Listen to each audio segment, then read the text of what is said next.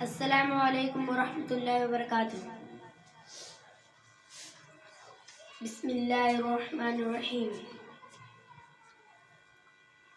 نحمده ونصلی علی رسولہ الکریم، اما بعد فاعوذ باللہ من الشیطان الرجیم، بسم اللہ الرحمن الرحیم۔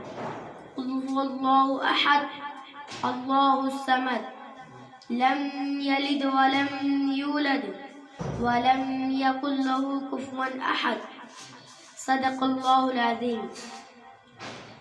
میرے محترم بزرگوں، دوستوں اور عزیز ساتھیوں، میں کوئی زیادہ پڑھا ہوا نہیں ہوں کہ آپ سب کے سامنے اچھے انداز میں تقریر پیش کر سکوں، لیکن چند دنوں اپنے استاد محترم مدرسہ عربیہ احسن العلوم میں جو کچھ بھی پڑھ کر کے سیکھا ہے آپ سب کے سامنے پیش کرنا چاہتا ہوں، اسے غور سے سنیں۔ میں نے ابھی آپ سب کے سامنے ایک قرآن پاک کی سورت کی تلاوت کی، جس کا مطلب و مفہوم یہ ہے کہ اے نبی کہہ دو کہ اللہ ایک ہے، اے نبی کہہ دو کہ اللہ ایک ہے، وہ بے نیاز ہے، اس نے نہ کسی کو جنا ہے اور وہ نہ جنا گیا ہے، اس کا کوئی ہمسر نہیں ہے۔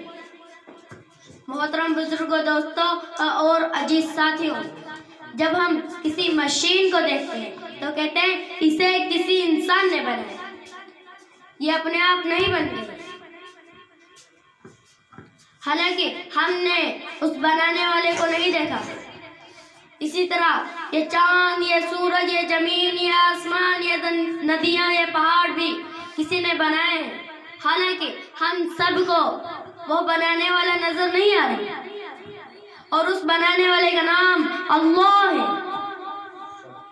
محترم بزرگوں، دوستوں اور عزیز ساتھیوں، کسی اسکول کے 2 پرنسپل ہوں تو اس اسکول کا نظام نہیں چل سکتا، پہلا حکم دے گا تو دوسرا اس کے خلاف کوئی اور حکم دے گا۔ اسی طرح کسی گاؤں کے 2 پردھان ہوں تو اس گاؤں کا نظام نہیں چل سکتا۔ اسی طرح اس دنیا کے 2 یا 2 سے زیادہ خدا ہوتے تو اس دنیا کا نظام نہ چل پاتا۔ یہ چاند، یہ سورج، یہ زمین، یہ آسمان اپنے اپنے کام بڑی پابندی سے کر رہے ہیں، اس سے ہم سب کو پتہ چلتا ہے کہ ان سب کا مالک اور ایک ہے، اور وہ اللہ رب العزت ہے۔ اسی لیے ہم مسلمان صرف اللہ کو مانتے ہیں، کلمہ لا الہ الا اللہ محمد الرسول اللہ پر ایمان رکھتے ہیں۔ اللہ کے سوا کوئی معبود نہیں، محمد صلی اللہ علیہ وسلم اللہ کے رسول ہیں، یعنی نفع اور نقصان کرنے والی، کام بنانے اور بگاڑنے والی ذات صرف اللہ کی ہے۔ کسی بھی انسان یا دوسرے کا اس میں کوئی دخل نہیں ہے۔ دیکھنے میں تو لگ رہا ہے کہ دنیا کے لوگ نفع اور نقصان کر رہے ہیں، دولت سے نفع ہو رہا، غریبی سے نقصان ہو رہا، حالانکہ حقیقت میں ایسا بالکل بھی نہیں ہے۔ نفع اور نقصان، کام بنانا، بگاڑنا، یہ سب اللہ کی طرف سے ہو رہا ہے۔ ایک چیٹی نے کاغذ پر قلم چلتے ہوئے دیکھا تو کہا کہ قلم لکھ رہا، حالانکہ وہ لکھنے والے کا کام انسان کر رہا تھا، اس چیٹی کو وہ انسان نظر نہیں آ رہا تھا۔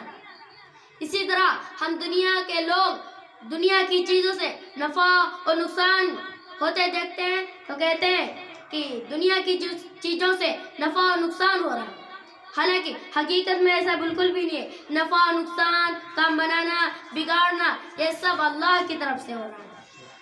اللہ ہمیں انہی چند باتوں پر عمل کی توفیق عطا فرمائے۔